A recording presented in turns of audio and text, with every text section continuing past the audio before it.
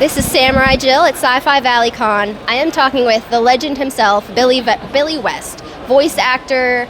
You're a musician as well. Thank you for being here with us this weekend. You having a good time so far? Absolutely. How about you? I'm having a wonderful time. You find any cool stuff?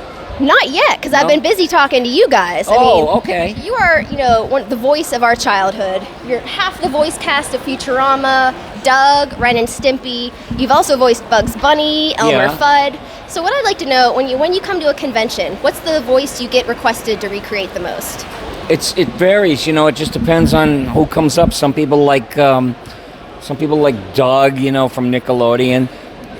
Dear Journal, hi, it's me, Doug. You're still a loser, funny. Forget it. You're not charming at all. And I did, hey, Ren, will you button me? Will you shut up, you fool? Yes, I'll kill you. And, and I did Futurama. Philip J. Fry reporting for duty. Greetings from the year 3000. It still sucks. I don't want to live on this planet anymore. Kev, inform the men. I made it with a woman. Young lady, bring me a sandwich from the dumpster and leave the maggots on it. I'm scuttling. Well, Zoidberg's my favorite, so I'm glad you did him too. I always thought the funniest thing about Zoidberg is that he's a doctor and he's poor. That killed me. If that doesn't say loser, nothing does. So us fans of Futurama are really excited because it's coming back next year. Yes. So what can you tell us? It's not a reboot, right? It's a continuation. Yeah, it's new episodes, 20 new episodes. We've recorded about 6 of them so far, and it was just like we never left, We just sat down, and the scripts are really, really funny, and, I'm really enjoying it. I knew that the show was too good to not be in production, so it had to come back. I mean, it's a classic. These are some of people's favorite cartoons ever. What was one of your favorite cartoons or shows growing up? I used to love, the Mel Blanc stuff. I loved Bugs Bunny and the Warner Brothers cartoons very much. Hanna-Barbera cartoons I loved.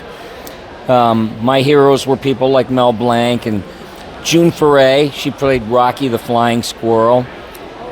And she did all those hags in the Warner Brothers cartoons, witches, and she was unbelievable, and I got to work with her years ago.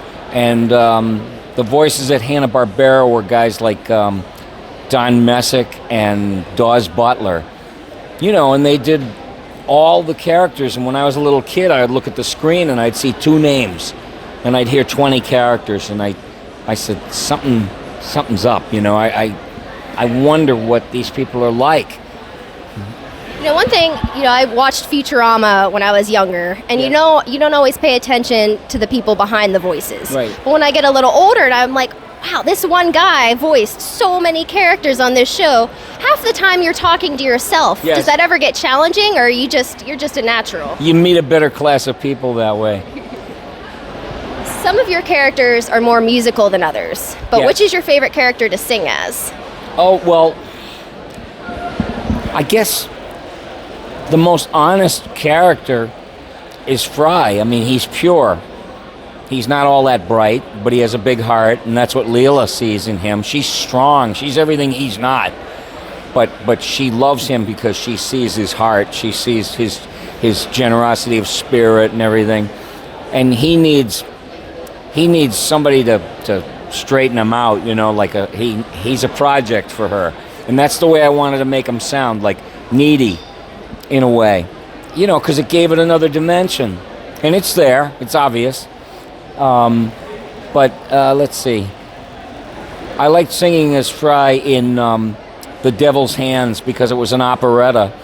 And try to sing a Ken Keeler melody, boy, that was challenging.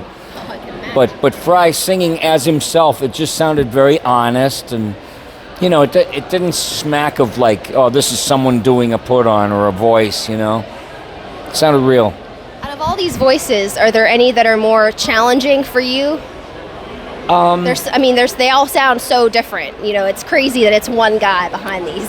I worked really hard so that it would be like that. I was very lucky that I was given the material that I was given, the richness of the humor and the characters. And Matt Groening is just so brilliant. I'm in awe of him. I've always been in awe of him. And the directors and the artists and the writers. It's like lightning striking, you know? And the show coming back is like lightning strike in the same spot again. It never happens. It's going to be great. I cannot wait for the revival. Thank you. So one of my last questions, you're a legend in this industry. What is one piece of advice you'd give to young aspiring voice actors? You got to be passionate. You can't be too cool for school. You know, you can't try to be cool. You got to be honest, and you got to be passionate, and you have to be inspired. And if you're not inspired, go look for it. I used to go downtown and let the wind blow me around. I'd have no particular plan. You'd be surprised where you wind up when you don't, when the fates kind of have their way with you, you know? That's great general advice overall. I love that. But you can run into inspiration in the most unlikely place. You never know what you'll find. Right, or run into somebody that you just happen to talk to and go away thinking, well, that was something that doesn't happen every day, you know.